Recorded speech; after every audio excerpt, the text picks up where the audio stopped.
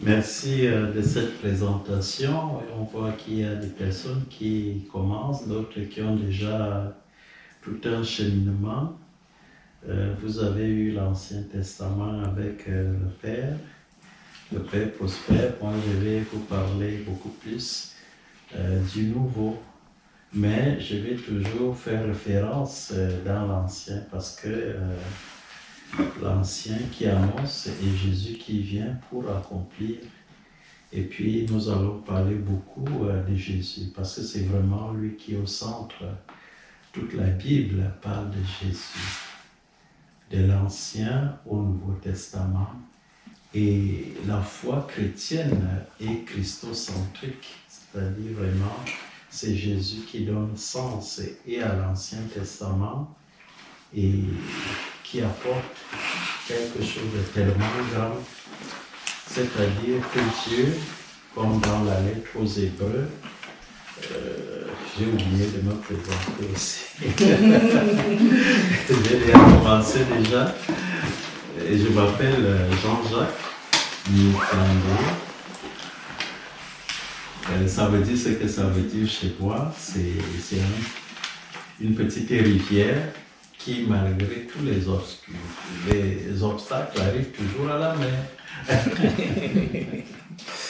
Et voilà, je suis prêtre, un vieux prêtre depuis 24 ans. Et j'ai fait la spécialisation en Bible au Nouveau Testament.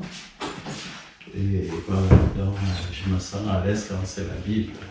J'ai fait la spécialisation, la maîtrise, le master au Cameroun, et puis je suis allé achever en Italie. Donc voilà, Jésus.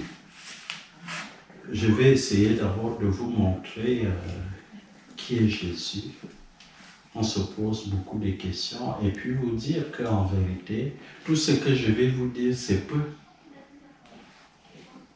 Parce que Jésus, c'est comme une mer.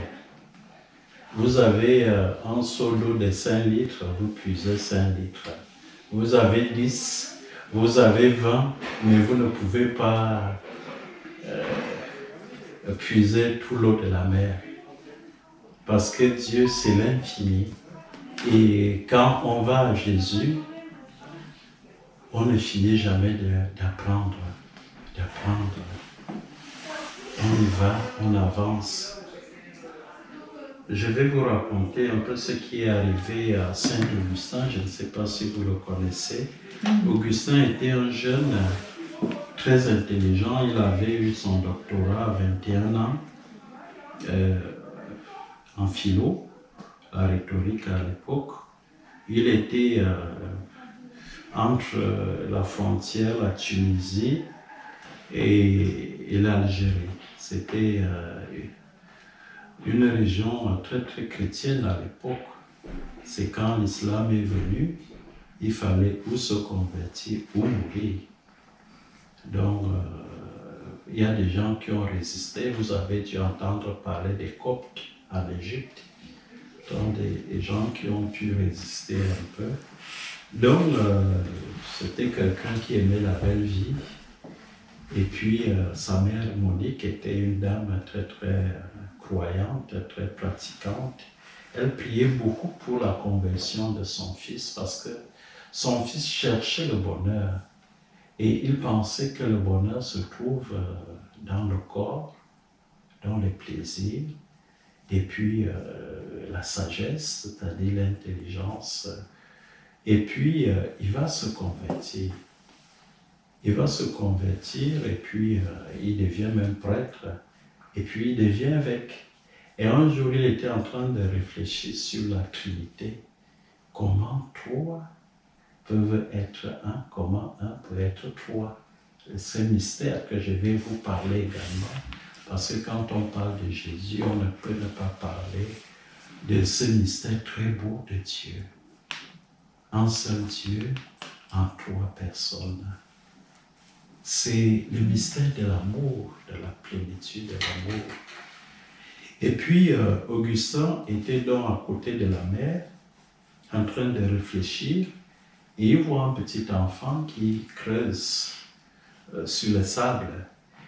Et l'enfant fait un petit trou et puis il prend le seau, il va puiser l'eau de la mer. Augustin lui demande, mais petit, qu'est-ce que tu veux faire là?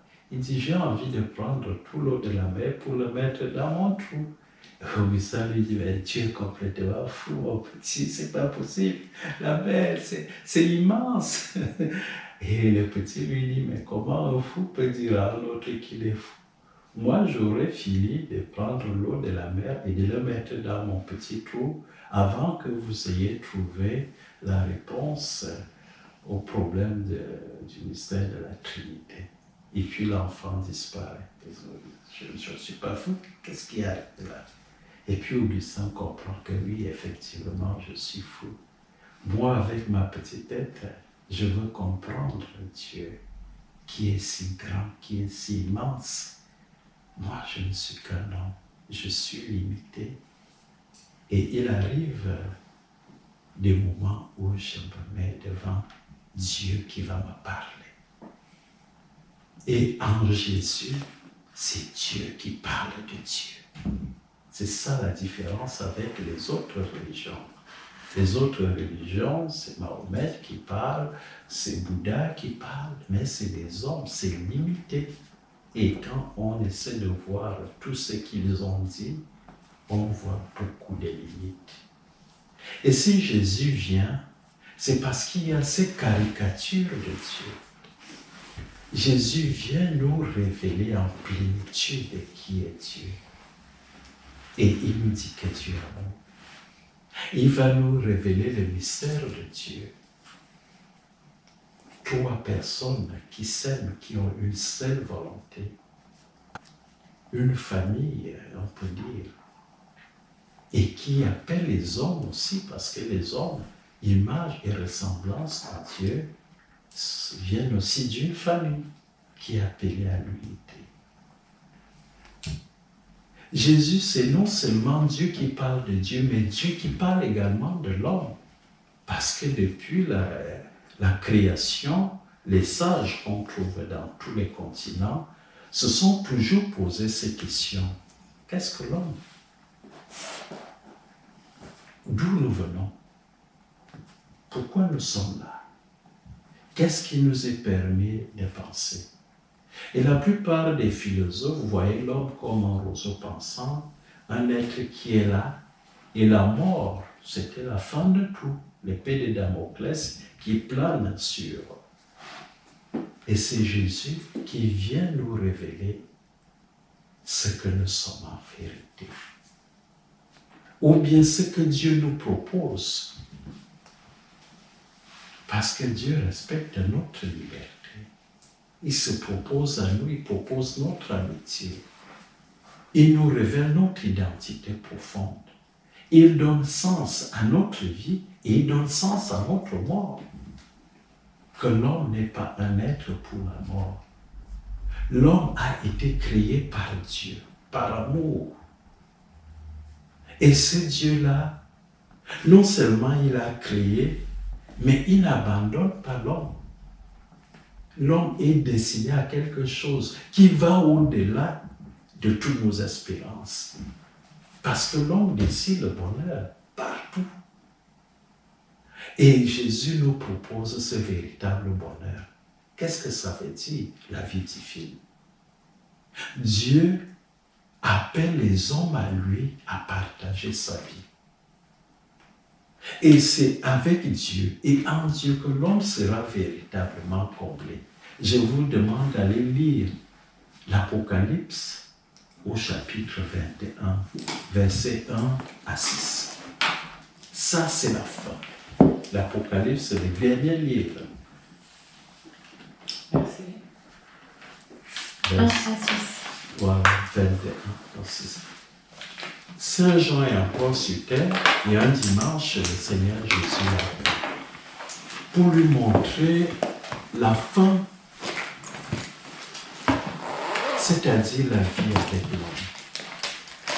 Et si vous pouvez le lire, Je serais très content. Ça veut dire que vous avez déjà commencé vraiment à maîtriser la Bible. Bravo. Et on va voir quelle Bible vous avez. Et comment on dit que ça, c'est une bonne Bible.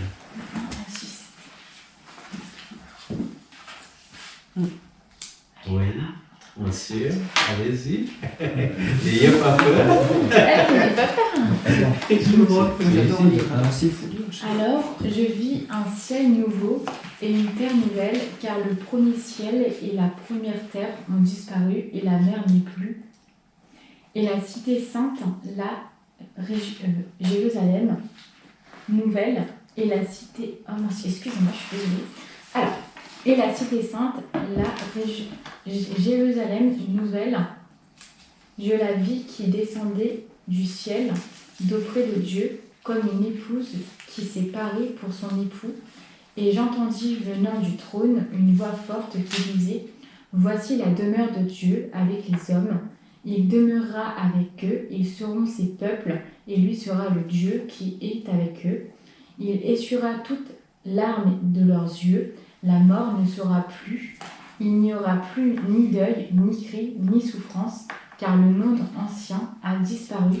Et celui qui siège sur le trône dit « Voici, je fais toutes choses nouvelles. » Puis il Merci, dit, c'est bon. Okay. Ouais. Voilà le projet de Dieu. L'homme n'est pas un être qui est là jeté sur la terre comme ça. Dieu a un projet. Ce projet concerne les hommes. Dieu a décidé d'adopter les hommes. Que les hommes passent de simples créatures à ses fils, ses enfants. Et parce que les hommes sont ses enfants, ils vont partager sa vie, le voir face à face, être compris. Et la personne qui réalise le projet de Dieu, lui-même qui est Dieu, c'est Jésus. Et pour réaliser ce projet, Jésus devient homme pour porter Dieu aux hommes, pour parler avec les hommes. Entre l'homme et Dieu, il y a un abîme qui nous sépare. Mais l'homme, lui, ne peut pas aller vers Dieu. Il ne peut pas, il est incapable. Mais Dieu, lui, est capable de tout. Par amour pour l'homme, Dieu décide de se faire homme pour nous parler de Dieu. Quand Jésus parle, c'est Dieu qui parle à l'homme. C'est pour ça, dans l'Évangile, nous allons écouter le baptême de Jésus. Le Père va parler. Il dit, celui-ci est mon fils, écoutez-le. Ça veut dire tout ce que Dieu avait à dire aux hommes, tout ce que Dieu avait à faire en faveur des hommes, c'est par Jésus-Christ. Il n'y a pas un autre chemin pour aller à Dieu, véritablement. D'abord, Jésus va le dire, je suis le chemin, la vérité et la vie. La vérité sur Dieu, la vérité sur l'homme. Donc, on atteint la plénitude avec Jésus. Et nous voyons aussi l'humilité de Dieu qui s'abaisse vers les petits que nous sommes. Il vient, il nous apporte Dieu, la plénitude de la révélation, et surtout, il porte tous les hommes à Dieu. Comment Jésus porte tous les hommes à Dieu? Il va accepter de mourir pour les hommes. Parce qu'aucun homme n'est digne d'entrer dans cette communion avec la Trinité. Pour entrer dans la communion avec Dieu, nous avons besoin d'être purs parce que Dieu est saint. Dieu de pureté. Mais comment nous nous pouvons arriver à ça. Nous pouvons faire tous les efforts, nous n'arrivons pas. Nous avons donc besoin de ce qu'on appelle un sauveur. Et Jésus, en souffrant, son sang nous purifie.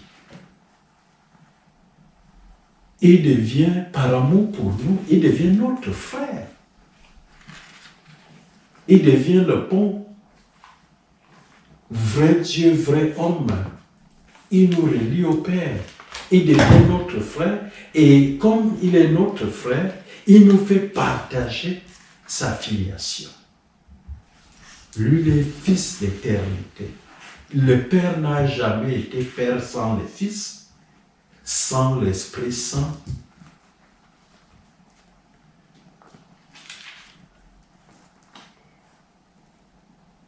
Et Jésus, parce que les hommes meurent, il va transformer la mort en une Pâque. Pâque, ça veut dire en hébreu Pessa. Pessa, P-E-2-S-A-H,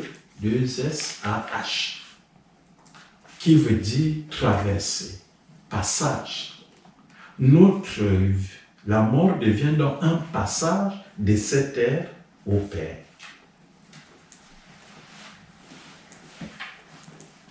Où l'homme va vivre éternellement. Nous avons écouté ce projet de Dieu. Dieu dit, Jean dit, il a vu une nouvelle Jérusalem. Jérusalem qui était la cité de Dieu, la cité du grand roi de David, là où il y avait le temple de Jérusalem, le temple comme lieu de rencontre entre Dieu et l'homme. Et le véritable temple, va nous dire Jésus, c'est lui. C'est vraiment en lui que l'on peut rencontrer Dieu en vérité. Alors, Jean dit qu'il a vu donc cette cité qui descendait du ciel. Ce n'est pas quelque chose de cette terre. Et elle était belle. C'était la vie divine. Là où les hommes n'avaient pas accès, où seul le Père, le Fils et l'Esprit Saint avaient accès de toute éternité, dans cette plénitude, dans cette divinité qu'ils partageaient éternellement, Jean dit qu'il a vu les hommes. Ils étaient ses peuples, ses enfants, et Dieu était leur Père. Donc l'homme va vivre éternellement avec Dieu. Il va partager la vie de Dieu. Et là où il y a Dieu, il n'y a pas de mort. Il n'y a plus de souffrance. Ça, c'est de l'histoire ancienne. Et la voix de celui qui siège sur le trône, c'est-à-dire le Père, j'ai fait toutes choses nouvelles. De toute éternité, le Père a ce projet. Projet de faire des hommes et des femmes ses enfants, et projet de faire des hommes et des femmes des frères et des sœurs entre eux. Tous les hommes sont donc frères. Non seulement ils viennent de Dieu, mais surtout en Jésus-Christ.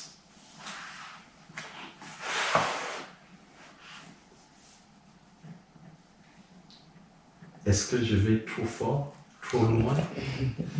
Je vais revenir. Il y a beaucoup de choses à répéter.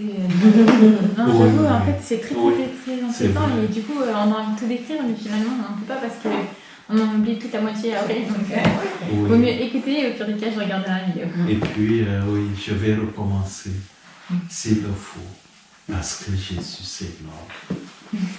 Et puis, il ne faut pas vous contenter de ce que je dis. Ce que je dis est très peu. Par rapport à vous-même, vous devez prendre l'évangile. Et là où vous ne comprenez pas, vous venez après, vous me demandez. Parce que quand vous lisez l'évangile, ne lisez pas comme on lit un roman. Priez d'abord. Seigneur Jésus, donne-moi l'Esprit Saint pour que je comprenne ton évangile. Non seulement je te parle, mais l'Esprit Saint va t'amener plus loin.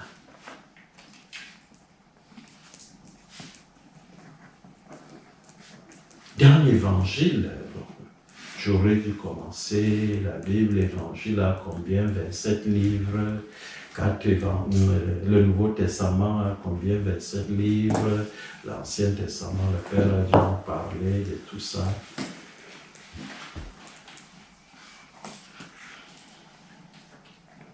Un jour, je vous parlerai aussi de la création, c'est-à-dire de la Genèse, qui va au livre de Saint Jean, parce que le prologue de Saint Jean, début de Saint Jean, c'est vraiment la Genèse, la réalisation.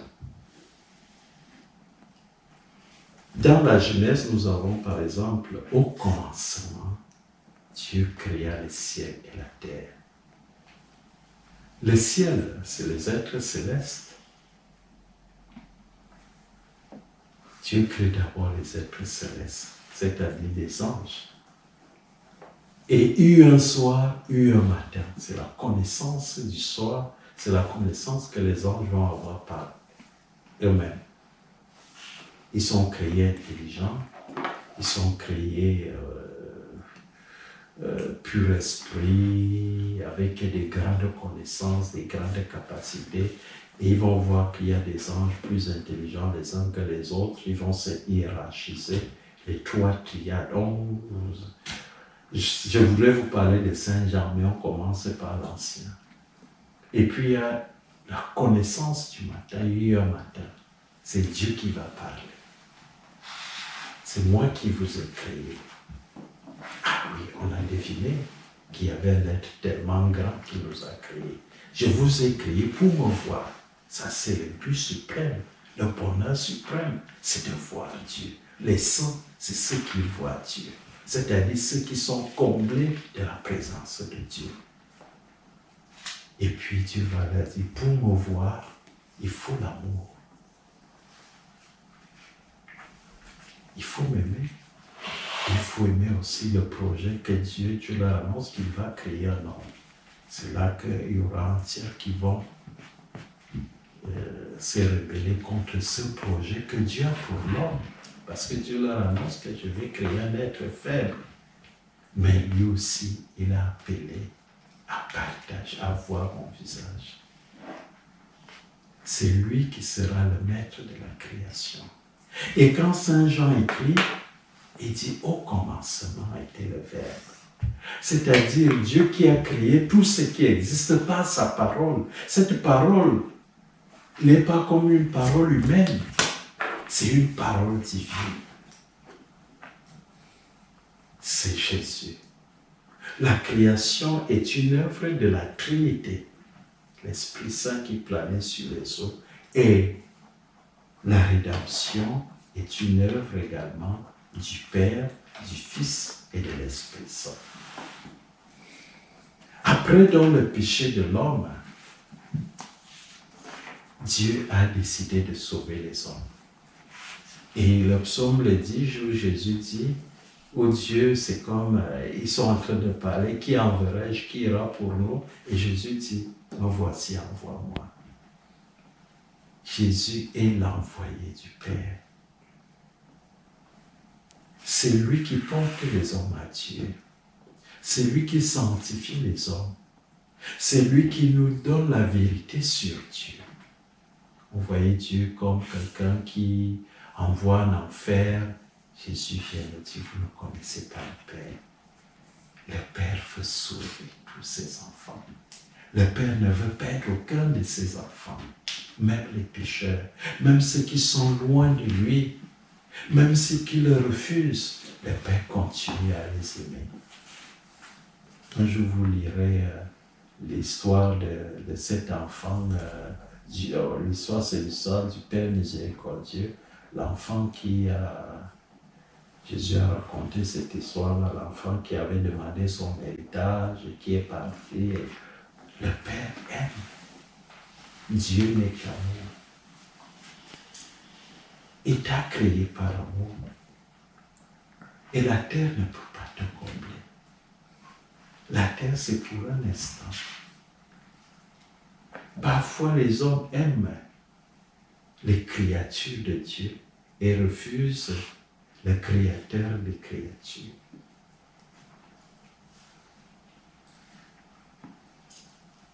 Jésus qui est donc, qui révèle dans nos hommes, on va prendre aussi un texte, c'est comme ça peut commencer aujourd'hui, c'était un peu pour déblayer. Après, nous allons prendre un peu des textes pour écouter Jésus lui-même qui nous parle. Et quand il nous parle du Père, les gens disaient, personne n'a parlé comme cet homme. Personne n'a parlé comme cet homme. Je vous prends l'exemple de Jésus. Dans l'islam aujourd'hui, surtout l'islam qui est radical, la femme représente un peu le péché. Elle doit se couvrir son corps. Les hommes sont bien dehors, mais la femme doit être bien couverte. Si un homme, une femme va avec un homme, comme à l'époque de Jésus dans le judaïsme, on lapidait la femme.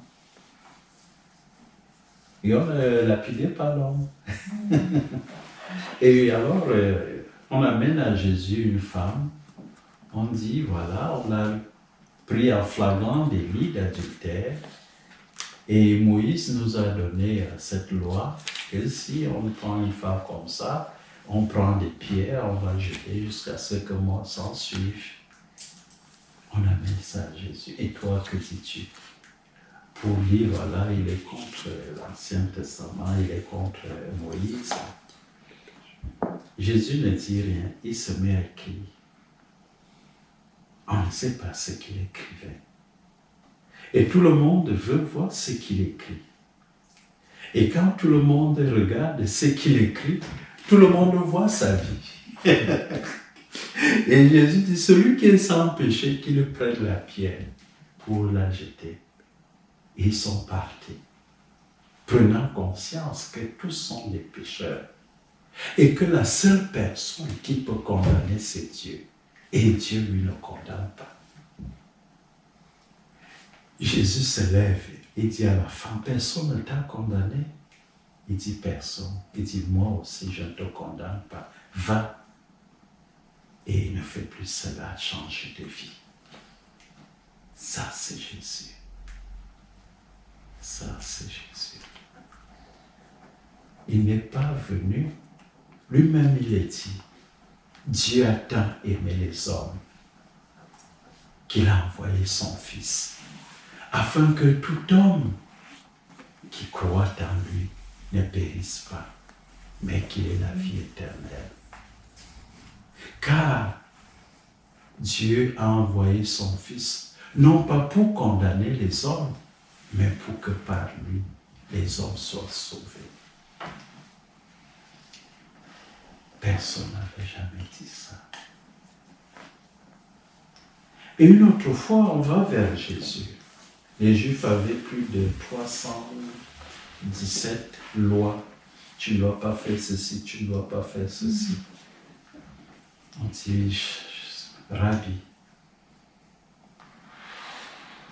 on lui demande la plus grande des lois. Jésus va résumer tout cela en une seule loi. Tu aimeras Dieu de tout ton cœur, de toute ton âme, de toute ta force, et tu aimeras ton prochain comme toi-même. Il dit, voilà la loi. La loi de l'amour. L'homme a été fait pour aimer. Jésus vient nous apprendre à aimer. À aimer Dieu, parce qu'il nous révèle que notre Dieu n'est pas un juge qui compte les péchés pour dire, toi tu as péché plus, va en enfer, toi tu as péché. Non, non, Dieu est un sauveur. Dieu veut sauver tous ses enfants. Il voudrait être avec tous ses enfants. Il a décidé de combler l'homme. Et l'homme est appelé à faire confiance à Jésus. C'est ça qu'on appelle la foi. La foi, c'est faire confiance, fides en latin. Jésus vient à nous, il dit, vous êtes comme des aveugles. Le péché vous a éloigné de Dieu. Quand on vous parle de Dieu, vous ne le voyez pas. Mais moi et le Père, nous sommes un. Faites-moi confiance. Donnez-moi votre foi. Donnez-moi la main. Suivez-moi. Je vous amène vers le Père. Et ce qui s'est passé dans l'Ancien Testament, où l'homme et la femme ont dit à Dieu, nous n'avons pas besoin de toi. La terre nous suffit. Il y a tellement de bonnes choses sur la terre qu'on n'a pas besoin de Dieu. Ils ont donc tourné le dos à Dieu, à la vie divine, à l'éternité, pour se contenter des créatures. Donc Jésus, c'est comme la dernière planche du salut que Dieu envoie aux hommes. Et les hommes, ils refusent. Chacun de nous est un Adam et Ève. Mais il y a quand même aussi quelques-uns qui font confiance. C'est ce qu'on appelle des chrétiens, c'est-à-dire des gens qui suivent Jésus.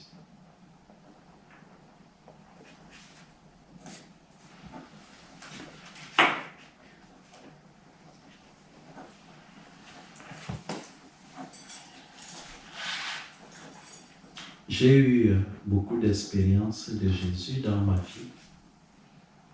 Parfois, si j'en parle, vous allez penser que je suis fou. Et je me dis, est-ce que moi j'ai la foi? Parce que la foi, c'est peut-être quand on ne l'a pas vu. Mais moi, je l'ai vu. Et je n'ai pas pu regarder, mais je savais que c'est lui. Une lumière incroyable. Et tu te sens petit. C'est-à-dire, je disais, je veux le voir. Jésus, je veux te voir. Non. Peut-être après la mort que je pourrai le voir. C'est une lumière que tu ne peux pas regarder. La vie divine, la beauté. Et puis comme prêtre, j'ai eu des expériences très fortes. Des personnes qui meurent, une femme qui meurt, qui était très très croyante. Elle meurt.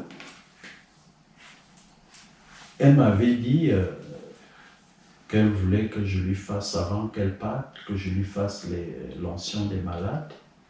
Et j'avais oublié, on m'avait dit qu'elle est malade et j'avais oublié. Je pars, elle est déjà morte. Et quand j'arrive, elle se réveille, elle m'appelle. Si je t'attendais, fais vite, c'est tellement beau, je veux rentrer.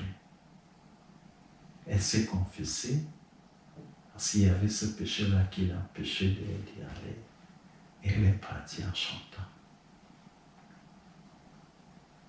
Et une autre fois, une dame,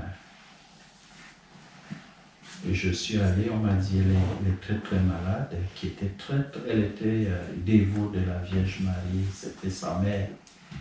Et j'arrive là pour lui donner les sacrements. Quand je finis, elle me dit au revoir. Elle dit, la Vierge Marie est venue me chercher. Et on voit effectivement une lumière qui arrive, mais on ne voit personne. Je dis, mais elle est où? Elle dit, vous ne la voyez pas? Et puis elle a fermé les yeux. La foi, c'est pour ça que je suis devenu prêtre. Tellement c'est beau, c'est grand. Je ne sais comment faire. Parfois je pleure mes frères, je pleure. Je Jésus, comment faire pour parler de toi, mes frères? Que voici la vie. Voici la vie, ce n'est pas ce que vous cherchez là qui est la vie. C'est le Christ. Quand on le connaît, on est comblé. Des gens m'ont demandé, mais mon père, tu es devenu prêtre à 24 ans, est-ce que la femme et tout ça? Si vous ne pouvez pas comprendre, je suis comblé par le Seigneur. Le Seigneur me comble. Je sais ce qui m'attend. Parfois, il m'est arrivé de vouloir mourir pour être avec Jésus. Pour vivre ce bonheur. Mais je sais que Dieu veut que je sois encore ici pour témoigner, pour appeler. Je me vois un peu comme Noé, vous connaissez Noé. Il devait y avoir un déluge. Et Dieu a dit à Noé, fais-toi un grand bateau et appelle tes frères. Et Noé a fait un grand bateau. Il était considéré comme un fou, comme nous aussi aujourd'hui. Si vous allez à l'église, parfois on vous regarde un peu comme... parce qu'on suffit, voilà, il n'y a rien. Aujourd'hui, le véritable Dieu, c'est quoi? C'est l'argent. Est-ce qu'on vous donne l'argent à l'église? Imaginez si j'avais des milliards, j'ai distribué 100 €, il n'y aurait pas de place. Dieu aujourd'hui, c'est la gloire. C'est tel joueur de foot, de basket, de ceci. C'est la beauté, la sexualité. Non, non, le véritable Dieu, c'est ce que vous êtes en train de chercher son visage. Et il va venir à vous. Pas pour que le voir physiquement, ça c'est une grâce, mais pour vous parler dans votre cœur qu'il vous aime. Parce que ce n'est que ça que Jésus nous dit. Il nous dit au fond de notre cœur que je t'aime. Et qu'avec lui, c'est la vie divine. C'est le bonheur qui n'a pas de nom, que tu seras avec Dieu, que tu seras avec lui. Et tu vas être avec lui maintenant, dans ta maladie, dans ta mort. Cette mort qui sera la couronne de gloire. Passage pour aller vers le Père. Voilà le seul qui donne sens à notre vie et à notre mort. Donc je me sens donc comme Noé, qui disait à ses frères, venez. Non, les gens étaient dans les bars. Dieu ne nous interdit pas un restaurant, un plaisir. Non, mais il y a aussi Dieu. Quand Dieu crée, on nous dit 6 jours. Et puis, le dimanche, qui est le jour du Seigneur, le jour de la résurrection, le jour du repos, le jour où Dieu nous sanctifie. Parce que si vous écoutez ça, vous n'allez pas à l'église dimanche, le diable va enlever tout ça comme ça. Comment on arrose sa foi? C'est en allant à la messe. Au début, je ne comprends peut-être pas tout, mais petit à petit. Petit à petit. Parce que nous sommes comme des aveugles. Et Jésus nous ouvre les yeux petit à petit. Nous sommes des sourds. Petit à petit, Dieu ouvre nos oreilles pour que la parole de Dieu entre. Et après, nous sommes des muets. Petit à petit.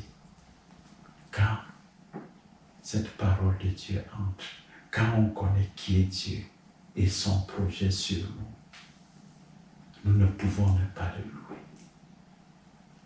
Lui rendre grâce. Et car ici, ça veut dire rendre grâce à Dieu. L'œuvre de la création, mais surtout l'œuvre de la rédemption. Je vais m'arrêter jusque là. S'il y a des questions, je suis à votre disposition.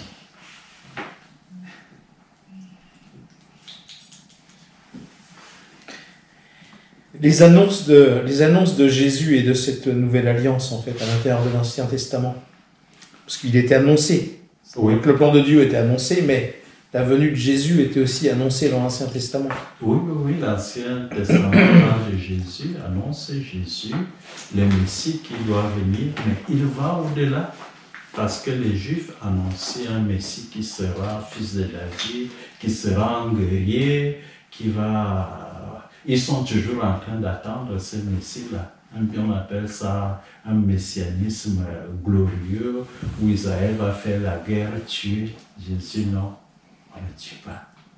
Il vient pour toute l'humanité. On appelle ça, j'oublie un peu le nom, mais ça concerne l'humanité. Le plan du salut de Dieu, c'est pour sauver l'homme et non pour faire la guerre, pour devenir puissant. Jésus va même condamner tout ça. Tous les hommes sont dignes de Dieu. Tous les hommes sont appelés par Dieu. Et Jésus parlait dire aux Juifs, qu'est-ce que Jésus disait aux Juifs? Il disait, à la fin des temps, vous verrez Abraham assis à la table du royaume et les gens vont venir du nord, du sud, de l'est, de l'ouest et vous serez jetés dehors. Ça veut dire que si vous ne vous convertissez pas, en voyant Dieu, non comme le Dieu d'Israël, mais comme le Dieu de l'humanité. Parce que le projet de Dieu, c'est quoi? Dieu crée d'abord Adam et Ève, on peut les voir comme... Après Adam et Ève, c'est le péché. Le péché va aller crescendo. Caïn qui tue son frère Abel, ainsi de suite. Et puis, on a donc, après la création, il y a des cycles. Il y a le cycle de la création. Dieu crée ceci, crée ça et crée ça. Après, il y a le cycle de la chute. Adam et Ève, Caïn qui tue son frère Abel, ainsi de suite. Après, le cycle de la grâce va commencer avec Abraham. Vous voyez comment Dieu va tout doucement. Dieu appelle Abraham. Abraham accepte le projet de Dieu. Dieu demande, il met Abraham à l'épreuve. En vérité, Dieu demande à Abraham, est-ce que tu es capable de faire un geste d'amour? Que ce geste-là sera comme un étendard pour toute personne qui dit qu'il a la foi. Abraham n'avait pas d'enfant et Dieu lui promet un enfant avec sa femme qu'il aimait, Sarah.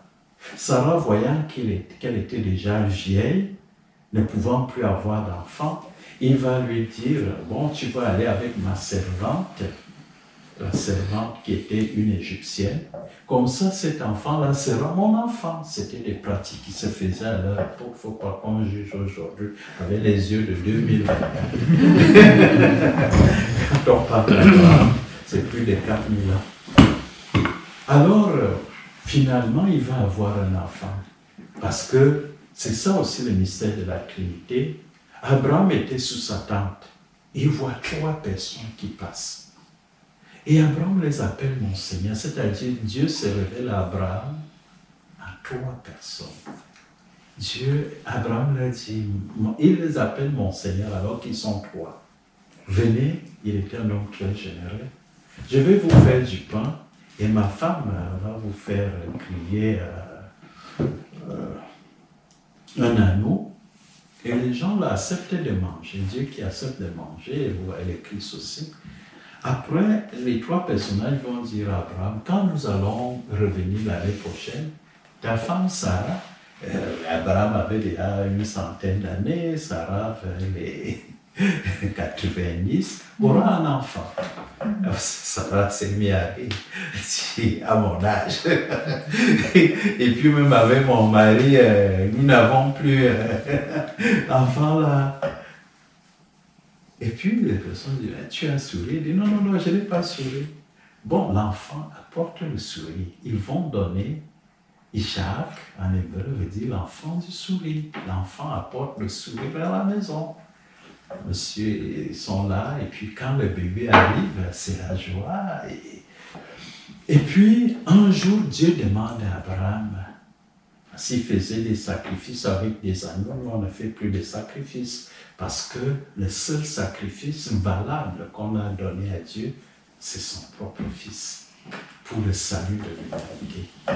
Alors Dieu lui dit, est-ce que tu es capable de donner ton fils en holocauste? Holocauste, ça veut dire qu'on coupe la tête et on brûle entier. L'enfant que toi tu m'as promis des années. C'est comme ça que moi j'aurais raisonné. Comment il peut me demander sur cela? Abraham va réfléchir, il va dire à sa femme dit, bon, sa femme a accepté. Mais il dit, moi je ne peux pas accepter, moi je ne peux pas voir. Donc, quand Abraham est parti le matin avec les serviteurs et Isaac, Sarah savait qu'il n'allait plus revoir cet enfant. Et 3 jours, vous vous imaginez le Christ aussi, 3 jours de la mort du Christ. 3 jours, Abraham, c'est l'indécision. Est-ce que je fais seulement ça? Est-ce que c'est vraiment Dieu qui m'a demandé ça? Et puis, il prend la décision. Si c'est Dieu qui m'a demandé, je vais le faire.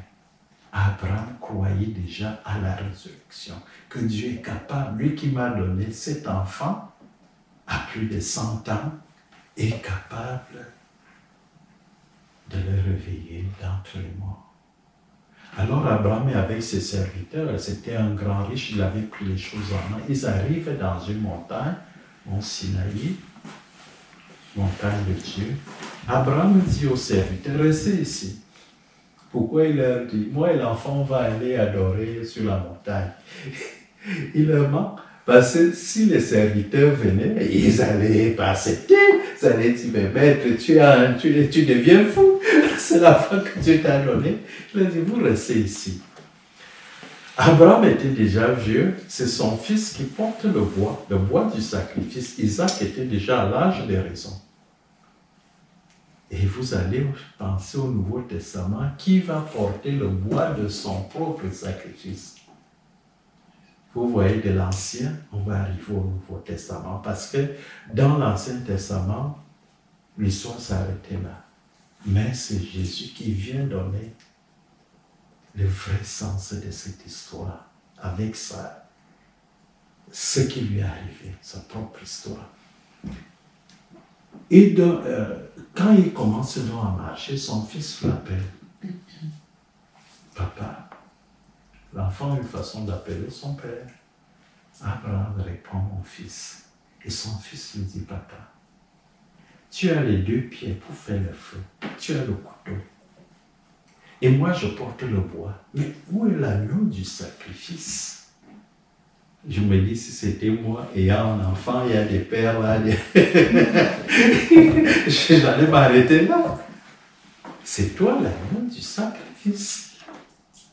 Et Abraham va devenir prophète. Et dit, Dieu lui-même donnera l'agneau du sacrifice.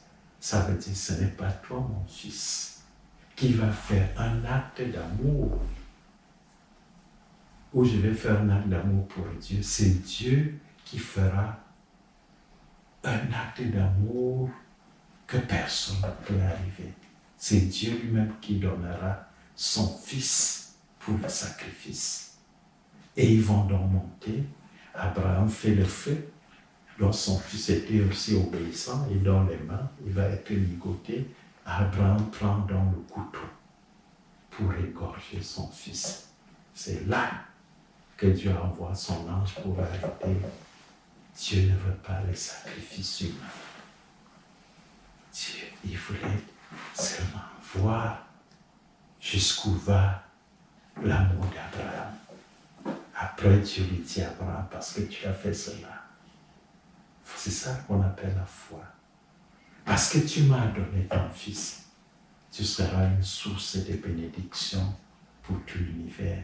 Je bénirai ceux qui te béniront et je maudirai ceux qui te maudiront. Abraham est donc le Père. Mais voilà où s'est arrêtée l'histoire d'Abraham. En vérité, le vrai Abraham, c'est Dieu qui va donner. Il va aller jusqu'au bout. Là où Abraham s'est arrêté, Dieu va aller jusqu'au bout. Il va donner par amour pour les hommes son Fils Jésus, qui va porter sa croix. Voyez, l'ancien et le nouveau. par amour pour les hommes, Dieu a tant aimé les hommes qu'il a donné son propre Fils.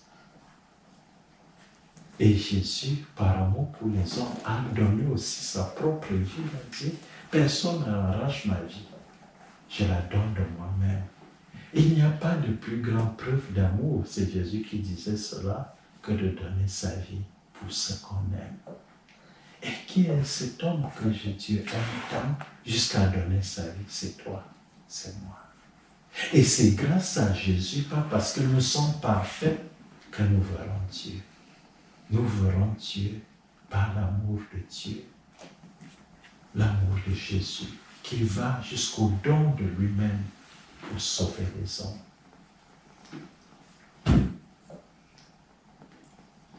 Il y a une autre question? Dans la Trinité, on parle toujours de Dieu, de Jésus. Oui. Et moi, j'ai du mal à me représenter ce qu'est l'Esprit Saint. Je vais vous parler de ça. C'est un grand cours. J'ai commencé à vous parler de Saint-Augustin, qui avait les mêmes problèmes que vous. Bon, ça va alors. C'est pas vrai. Tout va bien. Si on peut parler en quelques mots de l'Esprit Saint, je vais essayer même d'écrire et vous donner, parce que je suis en train de... si vous prenez parce que ça commence par l'Ancien Testament, si vous prenez le livre de la Genèse, on nous parle de Dieu le Père. Dieu le Père, dans le livre de la Genèse, il crée, mais on dit que Dieu crée par sa parole. Dieu dit, et cela fut.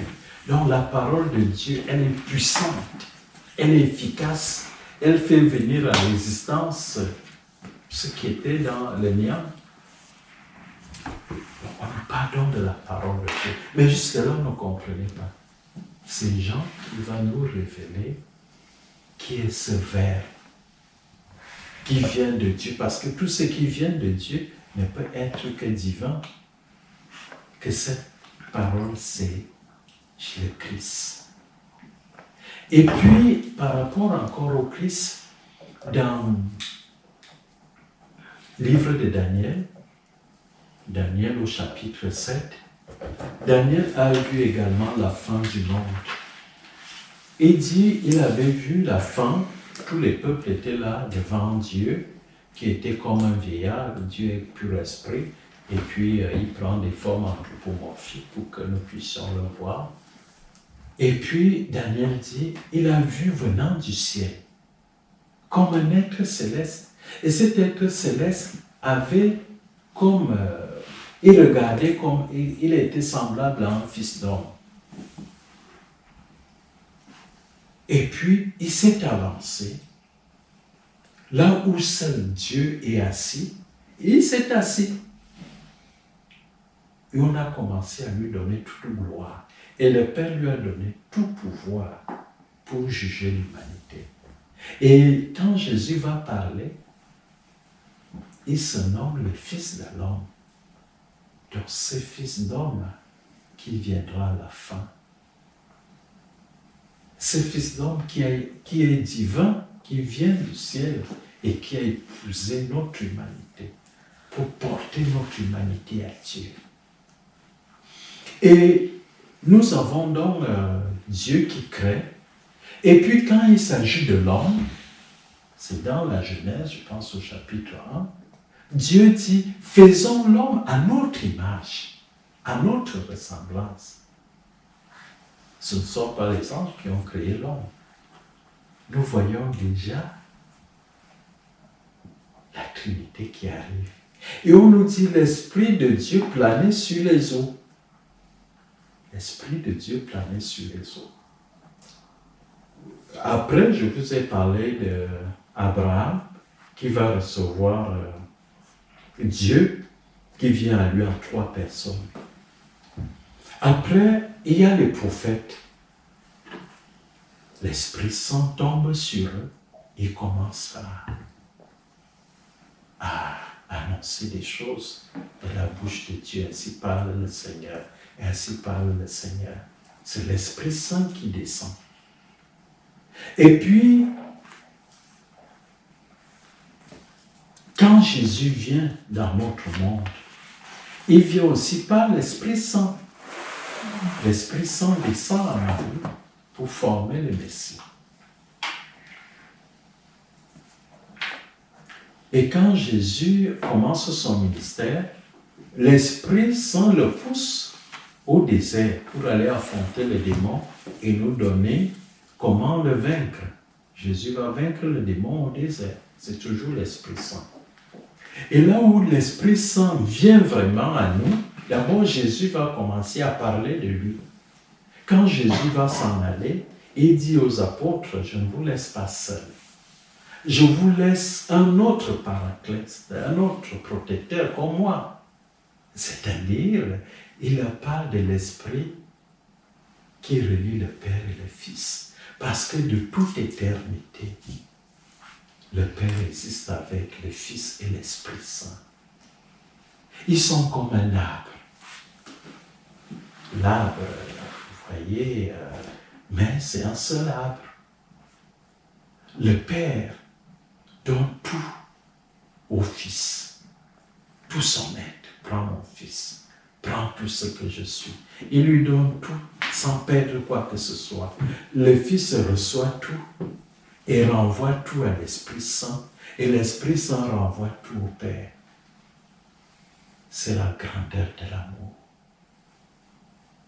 Et nous sommes donc entraînés, nous aussi, à entrer dans ce mystère de 3-1 de l'unité, alors que nous sommes plusieurs.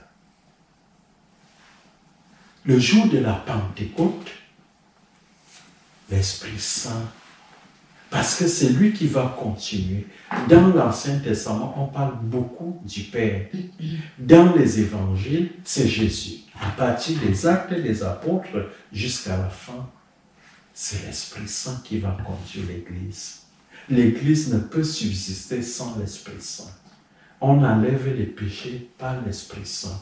Le jour du baptême, quand Jésus a été baptisé, c'était pour nous, parce qu'il fallait créer le baptême pour montrer aux hommes comment devenir enfants de Dieu. Les cieux se sont ouverts. On dit les cieux étaient fermés. Le monde des hommes et le monde de Dieu. C'est Jésus qui vient ouvrir le ciel aux hommes. Et l'Esprit Saint est descendu sur Jésus. Le jour de ton baptême, l'Esprit Saint descend sur toi et sur vous, et c'est lui qui fait de vous l'enfant de Dieu. Ce n'est pas l'eau. L'eau est un élément visible qu'on va utiliser, mais c'est l'Esprit Saint qui vient inscruter Jésus au fond de votre cœur.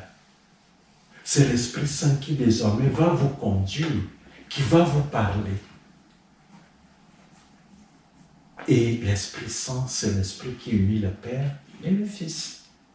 Ça veut dire que, puisque l'Esprit Saint habite en vous, nous dit Saint Paul, le même Esprit qui a ressuscité Jésus d'entre les morts donnera aussi la vie à vos corps mortels.